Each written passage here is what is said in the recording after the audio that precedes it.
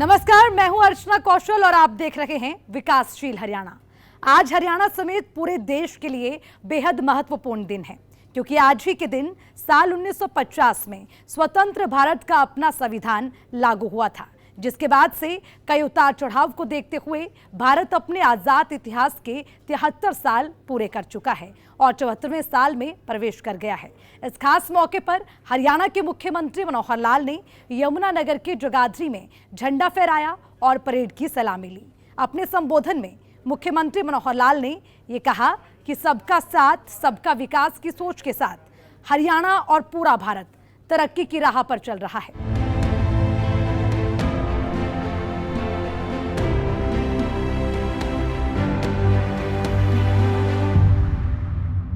74वें गणतंत्र दिवस के मौके पर यमुनानगर पहुंचे मुख्यमंत्री मनोहर लाल ने कहा, प्रधानमंत्री नरेंद्र मोदी के नेतृत्व में हम सभी संविधान निर्माताओं के सपनों का भारत बनने में जुटे हैं। आज हरियाणा में लोगों की आशाएं और आकांक्षाएं पूरी हो रही हैं।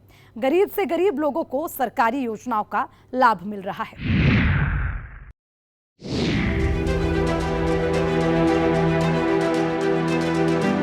गणतंत्र दिवस के मौके पर ध्वजारोहण कार्यक्रम में हिस्सा लेने पहुंचे मुख्यमंत्री मनोहर लाल ने विकासशील हरियाणा की तस्वीर सामने रखी। मुख्यमंत्री मनोहर लाल ने बताया कि कैसे प्रधानमंत्री नरेंद्र मोदी के नेतृत्व में हरियाणा रोज तरक्की के नए आयाम स्थापित कर रहा है।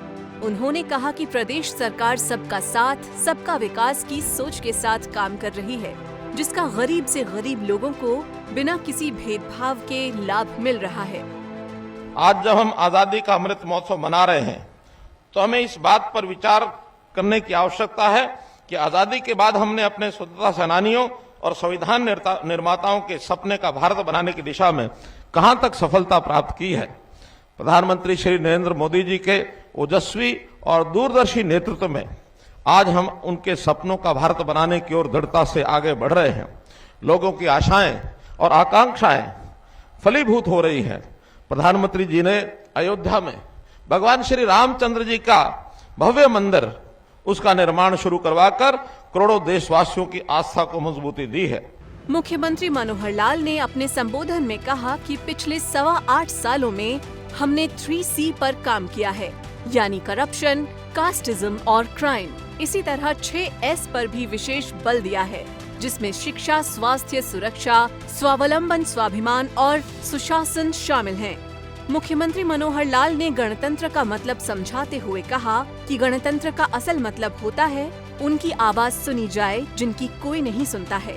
हरियाणा में ऐसे ही तबके को ध्यान में रखकर काम किया गया है। मुझे कहते हुए बड़ा संतोष हो रहा है कि बीते 8.25 सालों में हमने 3C पर चोट की है। 3C यानी करप्शन, कास्टिज्म और क्राइम। हमने 6S पर भी विशेष बल दिया है, यानी शिक्षा, स्वास्थ्य, सुरक्षा, स्वावलंबन, स्वाभिमान और सुशासन। इस पर विशेष बल दे करके और सर्वोपरि हमने इस पर अपना काम किया है। गणतंत्र वास्तव में तभी इसको सच्चे मायनों में इसका पालन समझा जा सकता है जब हमारा तंत्र ऐसा हो जहां हर गण की आवाज सुनी जाए, तभी ये गणतंत्र है। पिछले 8 सालों में हमने उन्हीं लोगों की आवाज सुनने का प्रयास किया जो अपने लिए बोल भी नहीं पाते थे। पारदर्शिता प्रक्रिया ला करके हमने पर्ची खर्ची का सिस्टम ये खत्म किया। ये युवाओं की आवाज थी, हमने सुनी। खेलों में मेडल लाने वाले खिलाड़ियों को रोजगार और खेल की तैयारियों के लिए पैसा पहले दिया, ये खिलाड़ियों की आवाज थी। किसानों को सीधे उनके खातों में पेमेंट दे दी, ये किसानों की आवाज थी। पेंशन घर बैठे बने, चक्कर न कटने पड़े, ये बुजुर्गों की आवाज थी। बीपीएल का राशन कार्ड बन जाए और जो सच में पात्र है ये उसी को मिले, ये उन गरीबों की आवाज थी। ट्रांसफर के लिए परेशान न होना पड़े, बल्कि एक सिस्टम के माध्यम से अपने आप ट्रांसफर हो, ये हमारे कर्मचारियों की आवाज थी। हमने हर उस आवाज को सुना जो कहीं नहीं जा सकी है, जिसे दबा दिया जाता था। पंडित दीनदयाल उपाध्याय का जिक्र करते हुए मुख्यमंत्री मनोहर लाल ने कहा कि उनका मानना था कि तरक्की का लाभ कतार के आखिरी लाइन में खड़े व्यक्ति तक पहुंचना चाहिए और हरियाणा सरकार इसी राह पर चल रही है ताकि हर गरीब को सरकारी योजना का लाभ मिल सके। महामना पंडित दीनदयाल उपाध्याय जी मानते थे कि तरक्की का लाभ समाज में आखिरी पायदान पर खड़े व्यक्ति तक पहुंचना चाहिए, यही अंत्योदय है। इसी दर्शन के अनुरूप वर्ष 2019 को हमने प्रदेश में सुशासन वर्ष के रूप में मनाया, 2020 को सुशासन संकल्प वर्ष के रूप में मनाया, 2021 को हमने सुशासन परिणाम वर्ष के रूप में इसको मनाया, 2022 में सुशासन उत्थान वर्ष के रूप में हमने मनाया, अंत्योदय उत्थान वर्ष के रूप में मनाया और अब इस 2023 को हम अंत्योदय आरोग्य वर्ष के रूप में इसको मना रहे हैं ताकि कोई भी गरीब आदमी स्वास्थ्य की चिंता उसको न रहे और उसका स्वास्थ्य ठीक रहे, कैसे वो निरोगी रहे, इस वर्ष का हमने महत्व इसके लिए किया है।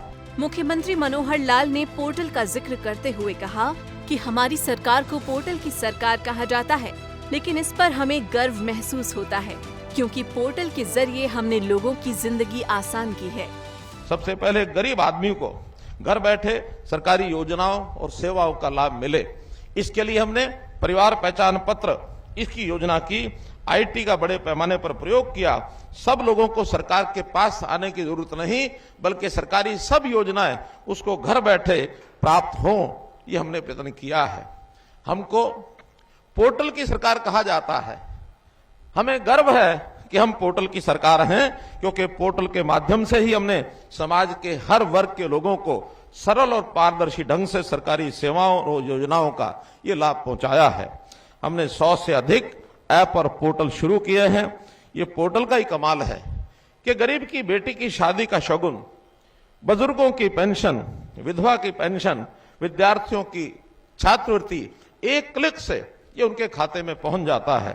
तो इस प्रकार खाद, बीज, मशीनरी की सब्सिडी, फसल का मुआवजा, फसल खरीद का पैसा एक क्लिक पर किसान के खाते में पहुंचता है। पोर्टल का ही कमाल है कि जमीन की फर्द लेने के लिए अब पटवारियों के चक्कर नहीं काटने पड़ते बल्कि स्वयं क्लिक करके अपनी फर्द घर बैठे ये प्राप्त कर सकते हैं।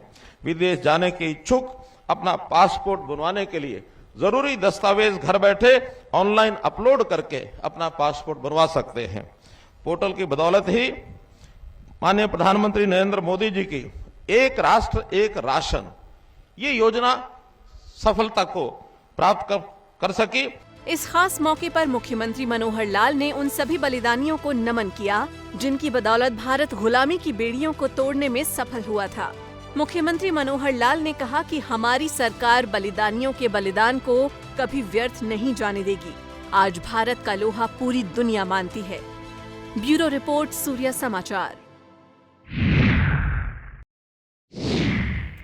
गणतंत्र दिवस के खास मौके पर मुख्यमंत्री मनोहर लाल ने हरियाणा में विकास कार्यों का जिक्र किया। उन्होंने कहा, पिछले 8 सालों में सड़क, अस्पताल, शिक्षा जैसी सभी क्षेत्रों में बेहतर काम हुए हैं, जिसका लाभ आम लोगों को बिना किसी भेदभाव के मिल रहा है।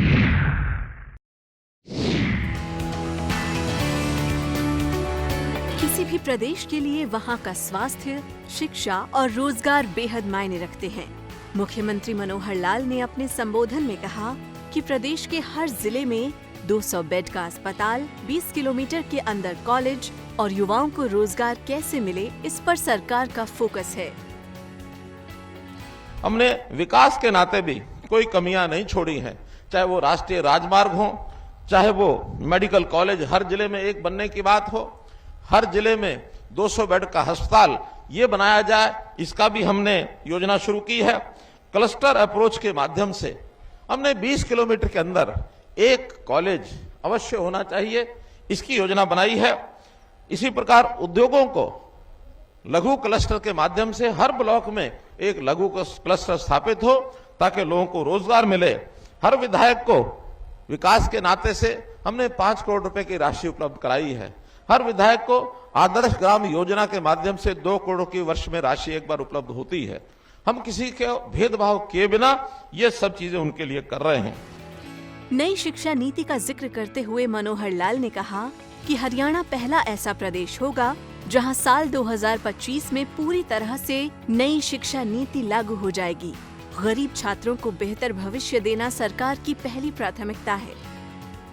भाई बहनों, हमारा प्रदेश ये हमारी युवा शक्ति इसका प्रतीक है और युवाओं की शक्ति को सही दिशा देने और क्षमताओं को पूर्ण उपयोग करने के लिए शिक्षा प्रदान करना ये बहुत जरूरी है। हमने शिक्षा के लिए भी हर प्रकार के जो प्रबंध हैं वो किए हैं, चाहे वो स्कूली शिक्षा हो अथवा उच्च शिक्षा हो। रोजगार ढूंढने वाले व्यक्ति को स्किलिंग के नाते से भी हमने विशेष व्यवस्था की है। तो हमारी जो भावी पीढ़ी है इसको संस्कार युक्त और रोजगार परक शिक्षा प्रदान करने के लिए प्रधानमंत्री जी ने नई राष्ट्रीय शिक्षा नीति ये घोषित की है। हरियाणा सबसे पहला प्रदेश इसमें है कि बजाय 2030 तक इसको ले जाने की बजाय 2025 तक हम अपनी नई राष्ट्रीय शिक्षा नीति इसको लागू कर देंगे। बीपीएल परिवार के एक सदस्य को रोजगार कैसे मिल सके, इस दिशा में हरियाणा सरकार काम कर रही है। मुख्यमंत्री परिवार उत्थान योजना के तहत लोगों को रोजगार मुहैया कराई जा रही है। जिन परिवारों की आय 1 लाख रुपए से कम है, ऐसे परिवारों के किसी एक व्यक्ति को रोजगार मिले, इसके लिए हमने मुख्यमंत्री अंत्योदय परिवार उत्थान योजना चलाई है। हमारा टारगेट है कि ऐसे 7 लाख परिवार हैं, ये सब 1,80,000 रुपए तक की आय का किस प्रकार से इनका प्रबंध हो सकता है। इनको रोजगार देने के बाद इनको कोई ना कोई अगर प्राइवेट नौकरी में भी हम मदद कर सकते हैं वो भी हम करेंगे, स्किलिंग करानी है वो भी कराएंगे। अभी तक 72,000 लोगों को हमने ये सुविधाएं दे करके और उनको इस सीमा से ऊपर हमने किया है। युवाओं की नौकरी के लिए बार बार आवेदन न करना पड़े, इसके लिए एकल पंजीकरण विंडो ये हमने बनाई है ताकि एक बार वो पंजीकरण कराएं और सीईटी यानी कॉमन एलिजिबिलिटी टेस्ट के माध्यम से 3 साल तक एक ही टेस्ट के बाद उनको नौकरी का अवसर मिलता रहे। ये भी हमने ग्रुप सी की परीक्षा हो गई है, ग्रुप डी की परीक्षा बहुत जल्दी ये होने वाली है। मुख्यमंत्री मनोहर लाल ने कहा कि हरियाणा पहला ऐसा प्रदेश है जहां विदेश सहयोग विभाग खोले गए हैं, जिसके जरिए न सिर्फ हरियाणा के युवाओं को रोजगार मिलेगा बल्कि प्रदेश में विदेशी निवेश भी आएगा। विदेशों में शिक्षा, रोजगार अथवा विदेशों से निवेश हमको प्राप्त हो, हमारा पहला प्रदेश है जिसने अपना विदेश सहयोग विभाग फॉरेन कोऑपरेशन डिपार्टमेंट ये बनाया है। और हम इसके माध्यम से अपने प्रदेश के युवाओं को किस प्रकार से वो विदेश में जाकर के अपना काम प्राप्त कर सकते हैं, इसकी विशेष योजनाएं हम बना रहे हैं। स्कूलों में, कॉलेजेस में और यूनिवर्सिटीज में जब पढ़ करके निकलेंगे तो उनको मुफ्त में पासपोर्ट देने की व्यवस्था ये भी हमने की है। हरियाणा की पहचान खेल है और इस दिशा में कई मनोहर कदम उठाए गए हैं, जिसका जिक्र मुख्यमंत्री मनोहर लाल ने अपने संबोधन में किया। इस प्रकार भाई बहनों, युवाओं के जो खेल का एक फील्ड है, इसमें भी हमने नई योजनाएं बनाई हैं। खेलो इंडिया यूथ गेम्स 2021 पूरे देश भर के लोग हरियाणा पंचकुला में ही आकर के उन्होंने खेला और अपना सिक्का जो है वो जमाया। 137 पदक जीत करके हरियाणा उसमें प्रथम रहा। इसी प्रकार हरियाणा देश का पहला राज्य है जहां ओलंपिक और पैरा ओलंपिक उसमें चयन होने के बाद तुरंत 5 लाख रुपया तैयारी के लिए ये दिया जाता है और एशियन और कॉमनवेल्थ खिलाड़ियों के लिए भी 2.5 लाख रुपया राशि चयन होने के तुरंत बाद तैयारी के लिए उनको दिया जाता है।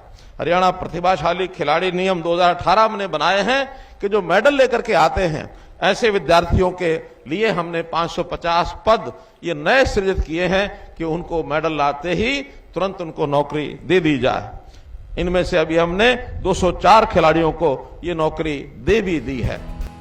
हरियाणा के मुख्यमंत्री मनोहर लाल ने अपने संबोधन में इसी तरह कई उपलब्धियों को गिनाया, जिससे हरियाणा में रहने वाले लोगों की जिंदगी आसान हुई है। ब्यूरो रिपोर्ट, सूर्य समाचार। ये चंदन की भूमि है, अभिनंदन की भूमि है। ये चंदन की भूमि है, अभिनंदन की भूमि है। ये तर्पण की भूमि है, ये अर्पण की भूमि है। इसका कंकर कंकर शंकर है, इसका बिंदु बिंदु गंगा जल है। हम जिएंगे तो इसके लिए, मरेंगे तो इसके लिए। हम जिएंगे तो इसके लिए, मरेंगे तो इसके लिए। सभी मेरे साथ मिलकर 3 बार बोलेंगे, जय हिंद, जय हिंद, जय हिंद। भारत का गणतंत्र उन हजारों स्वतंत्रता सेनानियों का बलिदान है जिसकी बदौलत देश साल 1947 में अंग्रेजी हुकूमत से आजाद हुआ था और इसके करीब 2.5 साल बाद भीमराव अंबेडकर की अध्यक्षता में संविधान का निर्माण हुआ था। मुख्यमंत्री मनोहर लाल ने इसी खास मौके पर प्रदेश के विकास को और गति देने का प्रण लिया है। हमारे साथ फिलहाल के लिए इतना ही। मुझे दीजिए इजाजत। जय हिंद।